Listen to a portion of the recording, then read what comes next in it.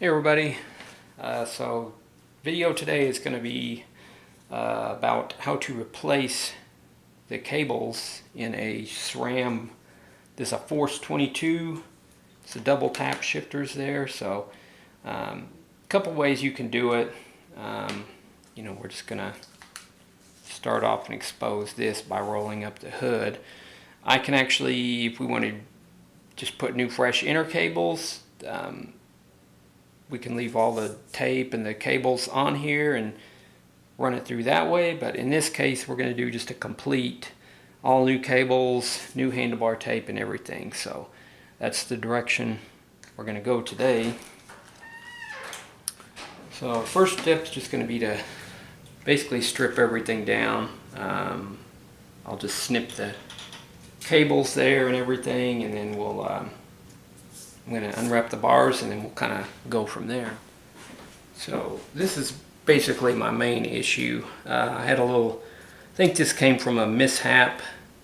Had a crash in the ice and my handlebars turned pretty far one side, and I think it it either cracked the housing, which and then in that case allowed these to, wasn't much support on the little inner wires there, so everything kind of just came undone, and I go to shift to the big ring and all I'm getting is a lot of cable compression there. So these cables are pretty old. This is actually the original cables and tape from when I built this bike initially, so it's a good time to go ahead and replace all of this. Alright, so this is kind of a little rundown of all the parts, tools and parts and things. I got my cable cutters, little pick, scribe, whatever you want to call that. I got all my brake and shift cables, got some slick honey, some electrical tape, some handlebar tape, some zip ties, and cable tips and things, magnetic tray to hold the stuff in. So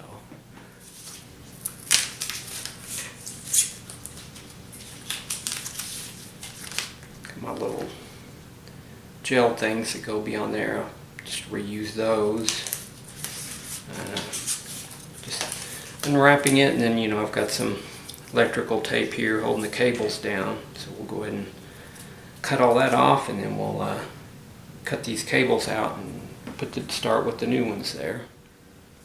Alright, so at this point we got everything unwrapped, cables are loose.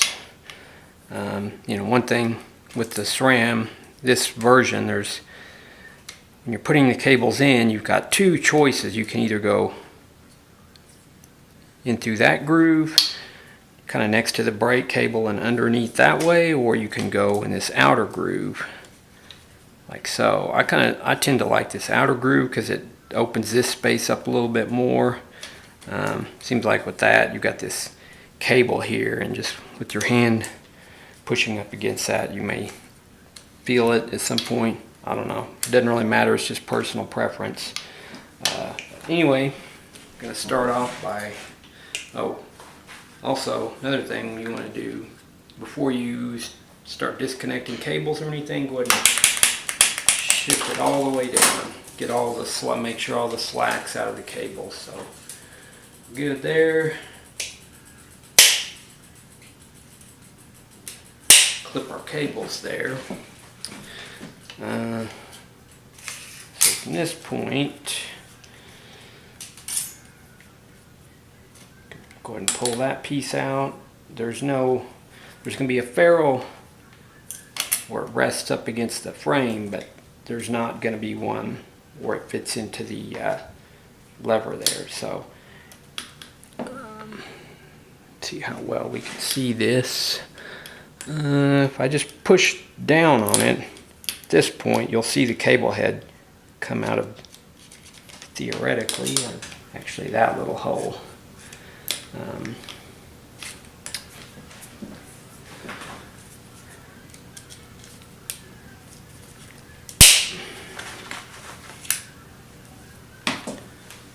I'll just go ahead and clip all these out.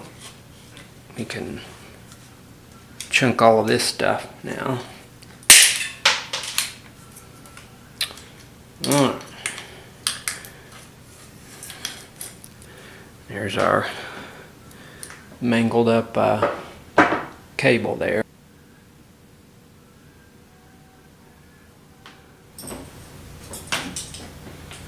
I got my continuous run of brake cable here.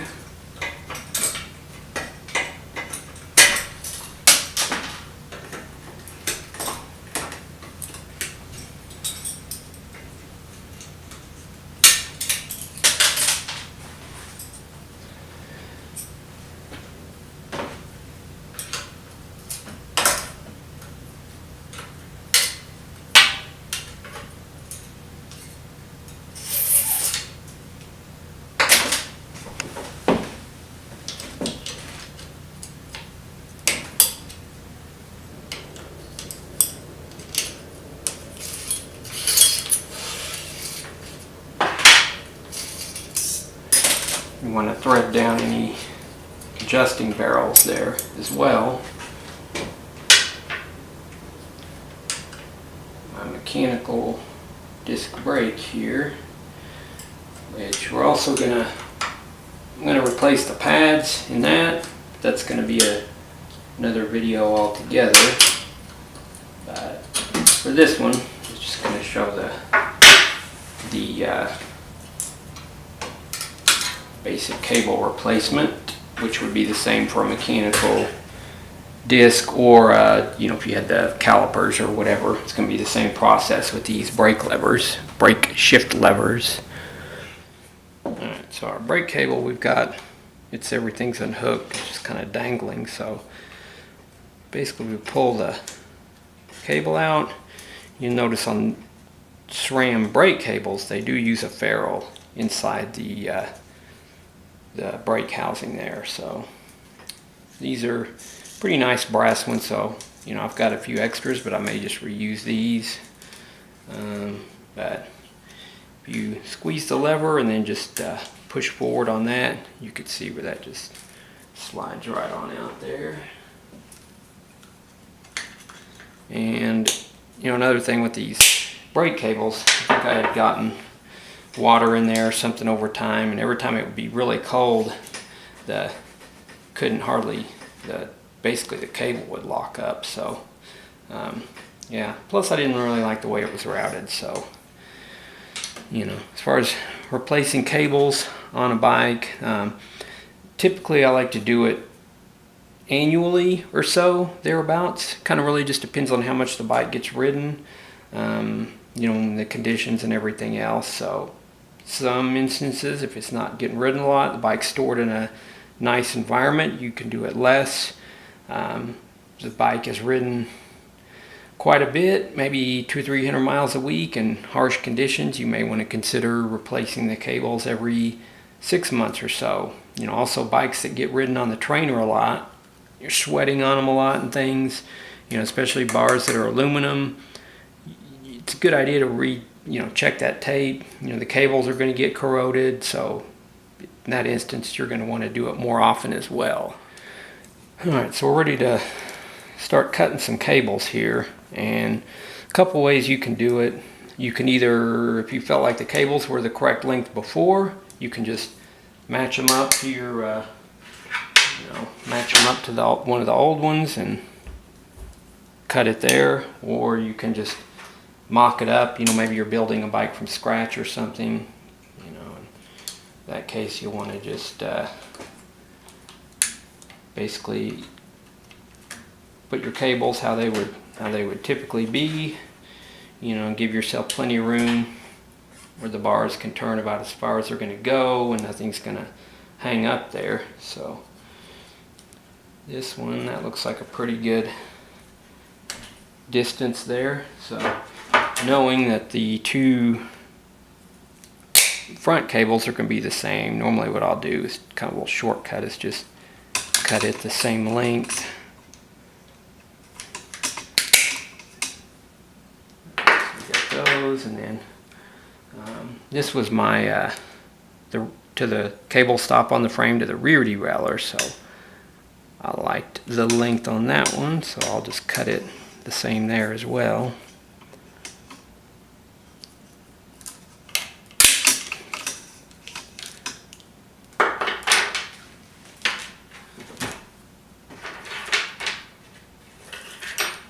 Okay, so crucial step here, just makes everything a lot easier, is to take your little pick there and open up that little guide tube that's inside the cables there. So you want to do that to all of them. Then you can put your little ferrules on the ends there. On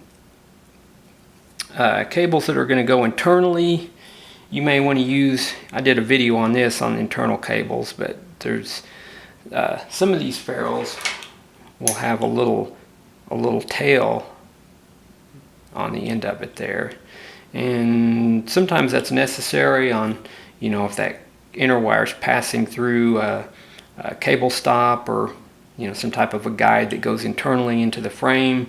Without that little tail, it can actually dig into that little cable stop. But in this case, it's all a pretty open system there. So these, I've got some of these with a little stubby tail, which I'll just go ahead and use those on all the cable stop areas there. So this is off the shipped cable that was on the rear. So this wasn't the one that was damaged, but you can see the, you know, the insides of the little compression cords there really starting to come out. So this one was definitely, it was definitely time on this. It doesn't, still feels fairly smooth just sliding through there, but yeah, these things were definitely due for a cable change. Alright, so putting the cables in. This used to be a kind of a, I don't know, first time I did a few of these, it was pretty difficult. Sometimes you can put like a little bit of a curve on the end of the cable, kind of helps, but you always want to use brand new cable. Typically it looks like they've kind of, I don't know, tack weld or fused it in there, so the cable's not going to fray apart while you're initially routing it. So that's a pretty important step. But you got this bigger hole here, there's a hole right below it, and if you look in there with the right amount of light, you can see the little, there's a little ratchet ring, I guess, or where the cable slips into. So sometimes you can't really see it, but you can feel it once it starts to go in there.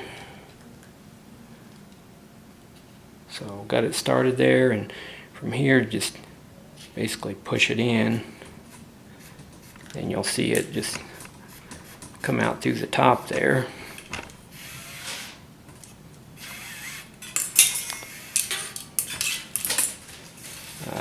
You know, one little trick I like to do, you know, I have about maybe this much sticking out, and I'll put some of my Slick Honey, little Slick Oleum there.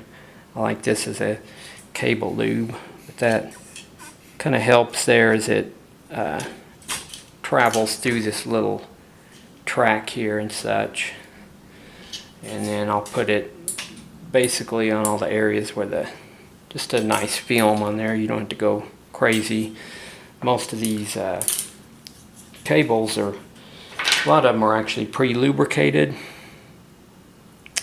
So we'll go with our bare end there.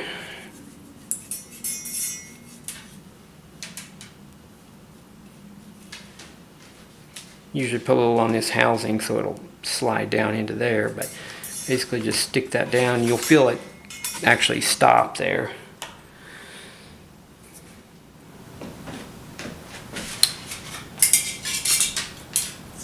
Just go ahead and slip the cable there into our cable stop.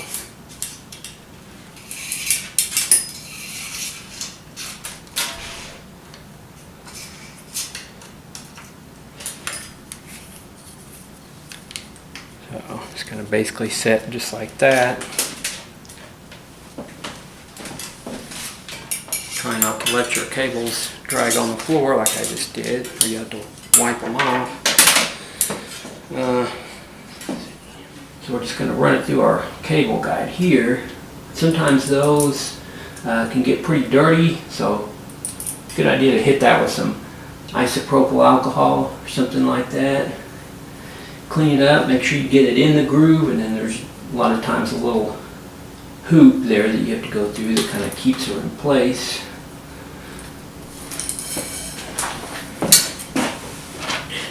got our rear cable there. Slick honey on that. Got my adjusting barrel all the way in.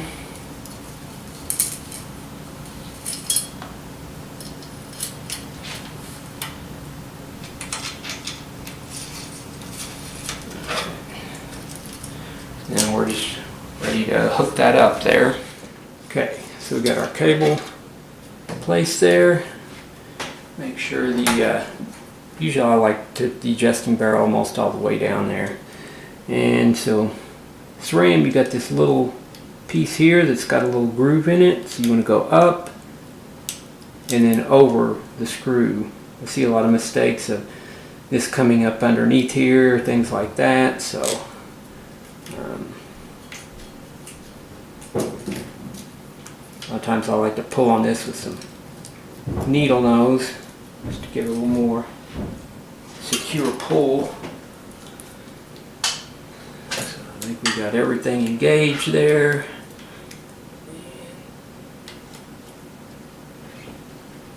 Go ahead and cinch this down.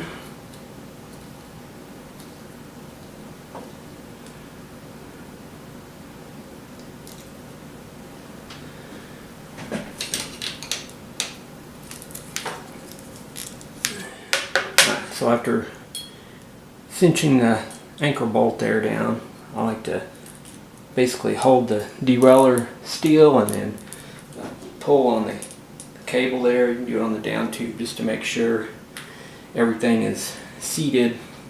You may notice there's a little bit of looseness on there, so you may, if it's just a little, you can take out that slack with the adjusting barrel, or if it's quite a lot, just basically loosen that up, re-pull, and then re-torque it down there. Alright, give her a little test run here.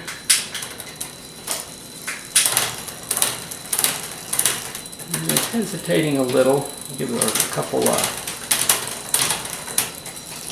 turns there of the adjusting barrel.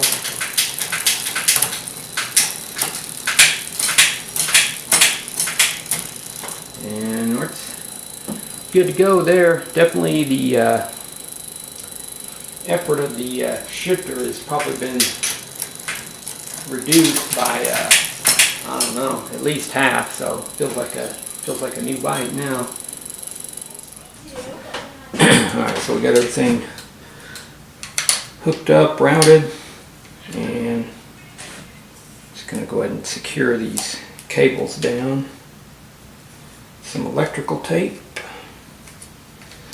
Some bars will have like a little groove underneath there, which that's the case with these ones.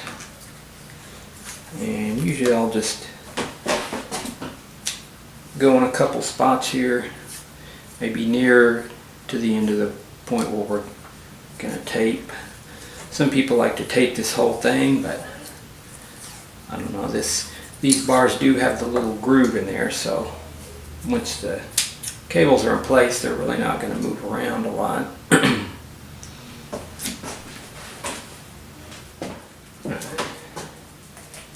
going to take the bars.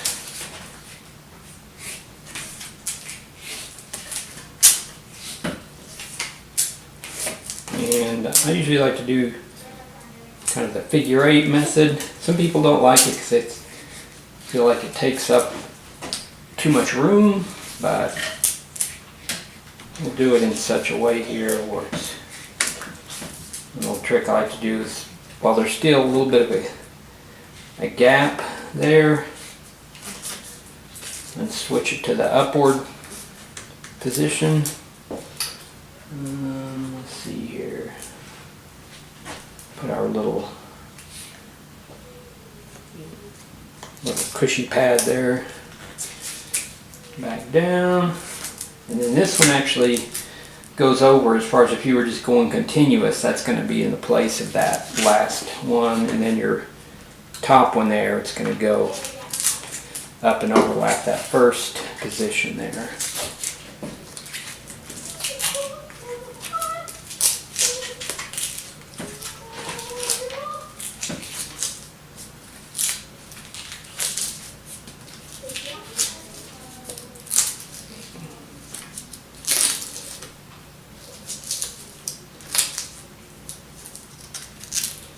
Alright, so basically if you just think of an imaginary line there, that's where we're going to, easy way to do it. I see this is the most common mistake of people cutting them, cutting like this or just whatever, leaving it solid. You just take your scissors, go straight through exactly where you want it to end, and cut right there.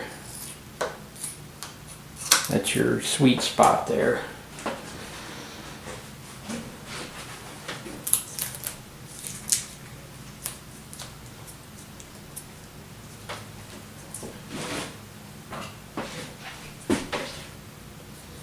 Using the Scotch, I think this is the 33 plus tape.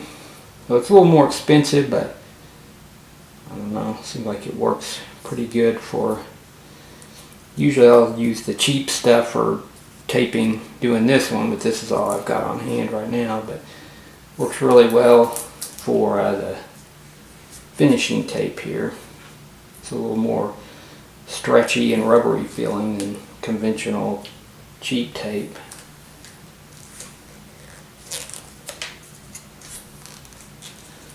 But I like to keep this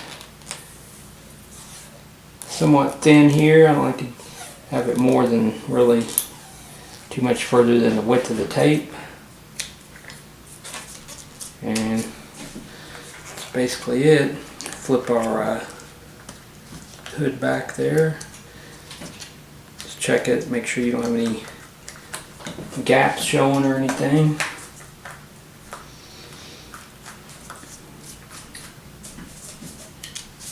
Alright, so we got our bars taped and everything. And one thing is kind of a pet peeve of mine is cutting these cables kind of long there. I don't know, I guess just kind of a rule of thumb, maybe do about 2 fingers high.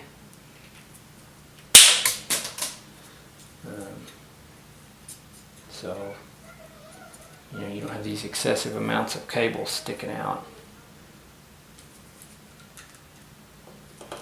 Got our ends crimped on there, so I'm going to just clip all the cables and be good to go there. And so one last little pro tip, I got my cable there cinched down with these zip ties, so let's use a pair of fingernail clippers, and those will give you a nice flush cut where you don't have those things sticking out that you're cleaning the bike or just brush your hand across there. So yeah, it's gonna do it. Everything's functioning really well, and hopefully you found the video helpful. If you have any questions or comments, just list them down below. Please consider subscribing to my channel, and that's gonna do it for this one, and thanks for watching.